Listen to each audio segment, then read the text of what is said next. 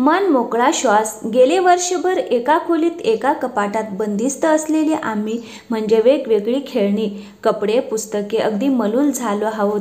हो ना सोनू? तिच्या पुढील शिक्षणासाठी परगावी गेली आणि त्यानंतर त्या खोलीत कुणी यायचंच नाही. गेले वर्षभर फक्त आम्हीच या खोलीत एका कपाटात डांबले गेल्यासारखे राहत आहोत. सुरुवातीला आम्हाला वाटलं की येईल कुणीतरी आपली विचारपूस करायला, आपल्याशी गप्पा मारायला, आपल्याला प्रेमाने जवळ घ्यायला, पण कोणालाच वेळ नव्हता. सोनू परगावी गेली आणि एकटेपण खायला उठलं. मग आम्हीच फक्त आपापसात बोलायचो, कधी भांडायचो, कधी नुसताच अबोला धरत होतो. पण त्यात गंमत नव्हती. तेव्हा वाटायचं की छे, हे काय जिणे आहे. निर्जीव असलो तरी आम्हाला पण भावना आहेत ना. कधी कधी वाटतं की फोडावी ती कपाटाची काच आणि यावं बाहेर, घ्यावा मन मोकळा श्वास. सतत कपाटात कोंडल्या अवस्थेत बसण्यापेक्षा जावे दार उघडून बाहेर, रमावे इतरांसारखे. कधी एकदा सोनू येईल आणि आम्हाला प्रेमाने जवळ घेईल असे झाले होतं. अशा रोज निराशेच्या गर्तेत खोल खोल जात असताना एक दिवस कर्र, अरे बापरे, कसला हा आवाज, कुठून येतोय इतका उजेड?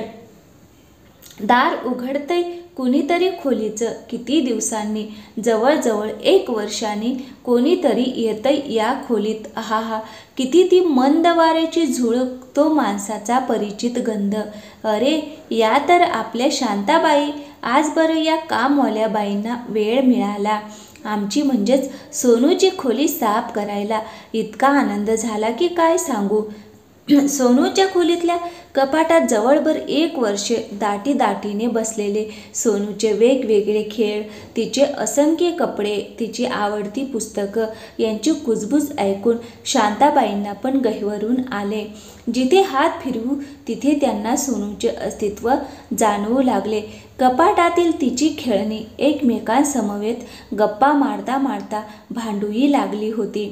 सोनू खरं म्हणजे आता 20 वर्षाची झाली होती, पण त्यातले एक टेडी बेअर, त्याचे नाव होते सॉफ्टी, गुलाबी रंगाचं आणि अगदी मऊ मऊ, सतत सोनूला जवळ लागायचे. रात्री झोपताना आलटून पालटून एकेका टेडी बेअरला खुशीत घेऊन निजायची ती. त्यामुळे इतर खेळण्यांना दुस्वास वाटू लागला होता. आज सोनूच्या जवळ झोपण्याचा नंबर कोणाचा यावरून कधीतरी pookie bear, chubby bear, fuzzy bear एकमेकात खूप भांडायचे. आता सोनू परगावी गेली आणि गेले वर्षभर ही मंडळीही कंटाळून गेली. तीच गत सोनूच्या बाहुल्यांची. तिच्या बाबांनी तिला वेगवेगळ्या देशातून असंख्य बाहुल्या आणल्या होत्या.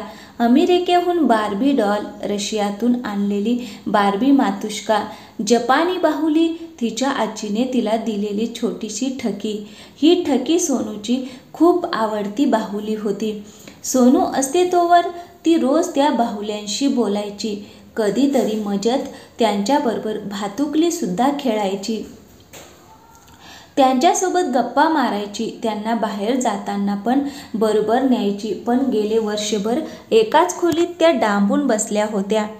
मग एकमेकींसोबत कधी गप्पा मारायच्या किंवा कधी खूप भांडायच्या.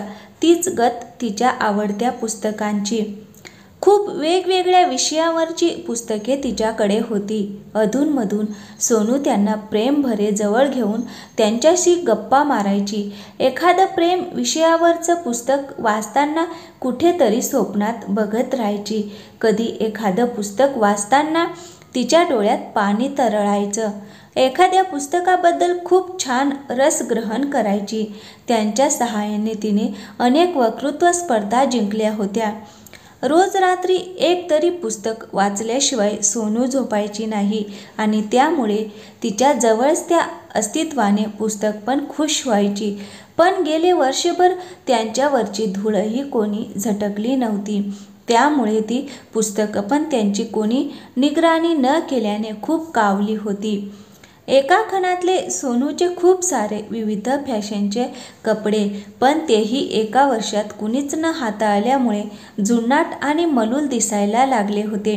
तेही उद्विग्नतेने हमरीतुमरीवर येऊ लागले होते. अशा तिच्या खोलीतल्या इतर अनेक गोष्टी, जसे तिचा सिंथसायझर, भिंतीवरचे घड्याळ की जे आता बंद पडले होते, तिचा पलंग, खुर्ची सर्वच खूपच कंटाळले होते. आता शांताबाईंना बघून त्या सर्वांची आशा पल्लवित झाले. म्हणजे सोनू येणार की काय? त्या आनंदाच्या भरात खेळण्यांनी वेगवेगळे आवाज काढायला सुरुवात केली. एकमेकांना टाळ्या देऊन वेगवेगळ्या उड्या मारून त्यांनी धम्मालच करायला सुरुवात केली. पुस्तकांची पाने फडफडू लागली. आनंदाचा जल्लोष करत पुस्तकांचा गठ्ठा खाली कोसळला. आनंदाने कपड्यांची एकमेकात बाचाबाची सुरू झाली. की मी, तू सोनूचा जास्त आवडीचा, अशी त्यांच्या स्पर्धा लागली. एक वर्षभर कपाटात कोंबून राहिल्यामुळे त्यांच्या मनाच्या हळव्या झालेल्या कोपऱ्याची कोणालाच खंत समजू शकली नाही. आणि शांताबाई झाडझूड करताना त्या सर्वांना एक धक्काच बसला. सोनू परगावी जाण्याअगोदर तिच्या खोलीच्या दरवाजावर एक बोर्ड तिने लावला होता, डू नॉट डिस्टर्ब, आणि तो बोर्ड अजूनपर्यंत तसाच होता. आता त्या सर्वांना समजले की डू नॉट डिस्टर्ब हे शब्द किती घायाळ करणारे आहेत. माणसे सोडून जातात आणि मागे राहतात त्या त्यांच्या आठवणी. पण ही आठवण अशी आहे की ज्यामुळे त्या सर्वांना गेले वर्षभर कोणीच डिस्टर्ब केले नाही. का नाही काढला हा बोर्ड? सोनूने परगावी जाताना अशी कशी विसरली ती? त्यामुळे कुणाच्याच कसं लक्षात आले नाही की ही खोली अधूनमधून उघडावी. एकाच खोलीत 1 वर्षाचा काढलेला कालावधी हा युगानुयुगे वाटणारा होता. ही महाभयंकर शिक्षा होती, मग ती सजीव वा निर्जीव कोणालाही असू दे. एका खोलीत 1 वर्षभर राहिल्यामुळे बाहेरचे जगच विसरायला झाले होते. वातावरणातला एकाकीपणा हा एका खोलीत वर्षभर राहिल्यामुळे जास्तच गढूळ झाला होता. बाहेरचे जगच विसरायला झाले होते. कवी द. भा. धामणकर यांनी त्यांच्या भरून आलेले आकाश या काव्यसंग्रहातील वस्तू या कवितेत म्हटल्याप्रमाणे निर्जीव वस्तूंचा सजीवपणा जपावा, त्यांचेही कधीतरी लाड करावेत, त्यांनाही जीव आणि मन आहे हे समजून त्यांनाही मान द्यावा. त्यांना समजून घेतले तर त्या वस्तू प्रचंड सुखावतात. एका खोलीत 1 वर्षाचा कालावधी काढणे हे कोणत्याही सजीवाला शक्यच नाही. परंतु निर्जीव वस्तू सुद्धा काळवंडून जातात हेही त्यांच्या दृष्टीने विलगीकरणच तर आहे, आणि ते सुद्धा भयानक. दिवस रात्र आजूबाजूला फक्त काळोख, जवळ येत जाणाऱ्या विनाशाचीच तर जाणीव होते. म्हणजे खेळण्यांचे, पुस्तकांचे, कपड्यांचे रंगरूपच बदलून जाते. मृत्यूची भीती ही सजीवांनाच नाही तर वस्तूंनाही असते. वातावरणातला सन्नाटा हा जीव पोखरतो. जगणं कितीही असुरक्षित असलं तरी येणारा उद्याची दिसणारी कोवळी पहाट, उद्यासाठी रचलेले वेगवेगळे मनोरथ हे एका खोलीच्या बाहेरचं जग किती सुंदर आहे हे दाखवून देतं. उद्या ही जाणीवच मनाला पालवी फुटणारी आहे. एका खोलीत 1 वर्षाचा कालावधी हा शब्दच आपल्या सुरक्षित तटबंदीला सुरुंग लावणारा आहे. त्यामुळे एका खोलीत 1 वर्षाचा कालावधी कंठायला कोणालाच लागू नये. हवे स्वच्छंदी मन मोकळे आयुष्य. तर मित्रांनो, कशी वाटली आजची कथा? आवडली असेल तर व्हिडिओला एक लाईक करा आणि हो, चॅनलवर नवीन असाल तर प्लीज चॅनलला सबस्क्राईब नक्की करा. थँक्यू, धन्यवाद.